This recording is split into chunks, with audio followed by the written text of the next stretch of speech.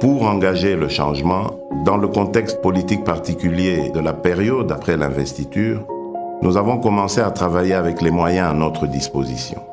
Pourquoi ? Parce que face au désir ardent de changement immédiat qui traverse tout le pays, nous avions décidé de ne pas croiser les bras en spectateurs passifs. Pourquoi ?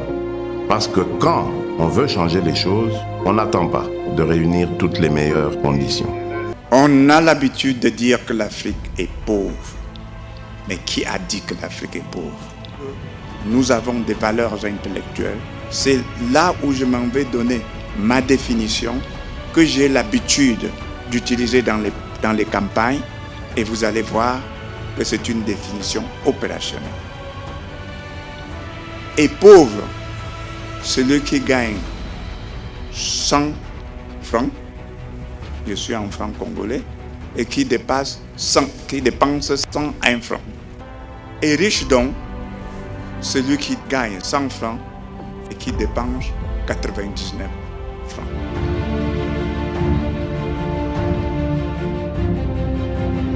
Africa United est un groupe de jeunes actifs qui ont une vision de promouvoir le développement durable en Afrique, avec une mission d'aider le gouvernement national et provinciaux à atteindre leurs objectifs, entre autres, celui d'améliorer les conditions de vie des Congolais. Les jeunes ambitieux de cette ONGD du Congo s'alignent derrière la vision du chef de l'État Félix-Antoine Tshisekedi Tshilombo.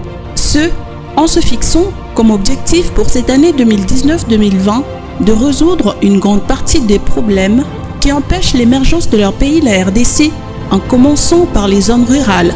Au Lualaba, ces jeunes emboîtent les pas du gouverneur Richard Muyej qui concrétise la vision du président de la République. Vivre dans ce qu'on appelle entre guillemets bonheur et regarder les autres croupir dans la misère, alors que nous avons été jeunes quand nous entendions pour la première fois ces slogans devenus interminables. Pays très riche, population très pauvre. Nous étions élèves, nous sommes devenus étudiants, agents de la GECAMINE. Aujourd'hui, gouvernants, nous nous plaisons à répéter constamment ces slogans dans des séminaires, dans des forums, et nous n'apportons aucune solution. Ça ressemble à l'hypocrisie. Nous devons nous battre. Nous devons briser ces chaînes.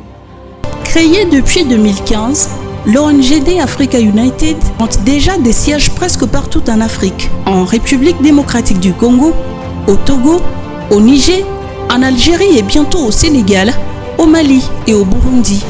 Il œuvre en partenariat avec le Centre Carter à Kinshasa et est en pourparlers avec plusieurs autres institutions nationales et internationales.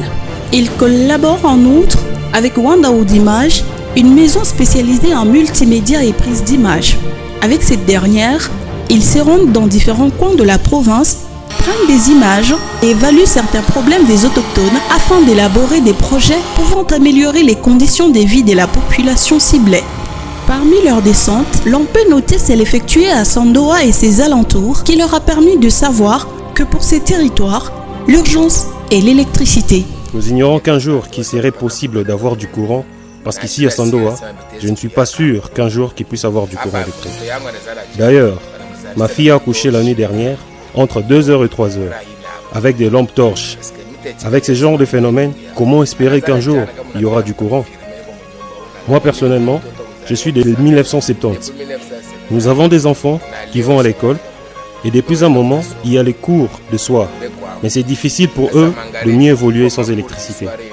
On a besoin d'électricité, avec quoi nous pouvons nous lancer dans plusieurs activités. Sans ces derniers, nous sommes dans l'obligation de nous contenter de la pêche et de l'agriculture.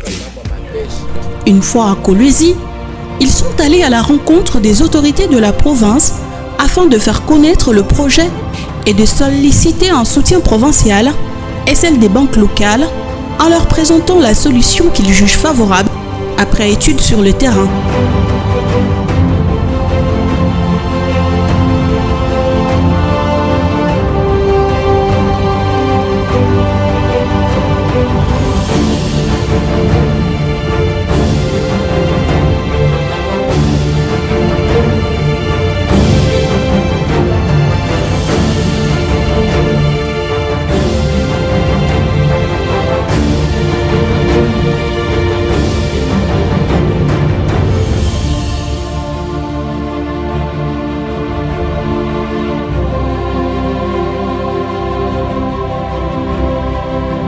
République démocratique du Congo, Africa United a déjà des œuvres palpables, notamment le projet Saleté Zéro dans la capitale, qui a un objectif principal, l'assainissement de la commune de Ngaliema, obscurité zéro dans les provinces du Haut-Uélé et Lualaba.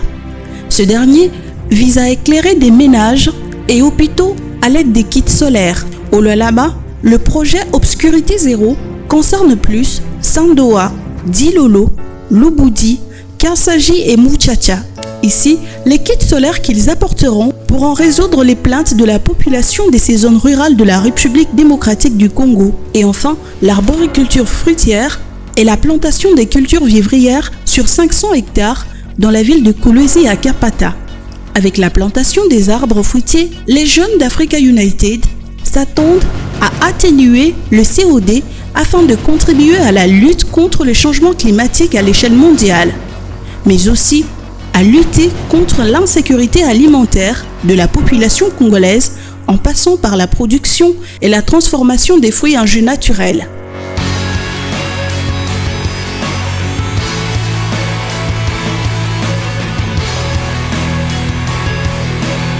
Ceci pour booster l'économie du pays en exportant ses jus For Africans Made in Congo en dehors du pays.